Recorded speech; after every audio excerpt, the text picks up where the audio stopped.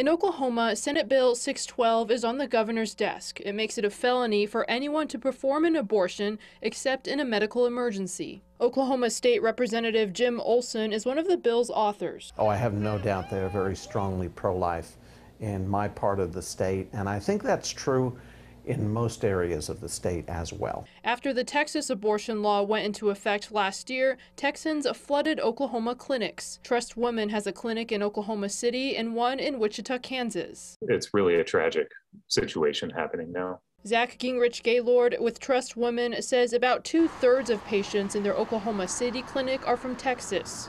And with an abortion ban, some people will continue to travel. If Oklahoma were to ban abortions in a similar manner to Texas, there are a significant amount of people who will not leave the state. They may be forced to carry pregnancies that are damaging to their health, that may kill them. They may be forced to carry pregnancies to term for children that they're unable to care for.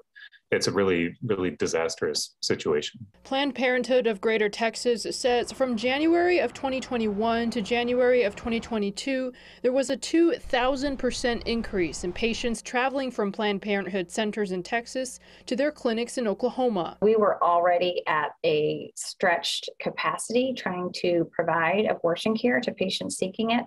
And now with this statewide ban that Oklahoma is putting in place, we're incredibly concerned about how vulnerable and precarious this is for patients who are going to take whatever steps they need to access an abortion. And the Oklahoma lawmakers says in response to people finding other ways to get abortions, well, should we throw away our murder statute because it won't totally eliminate murder?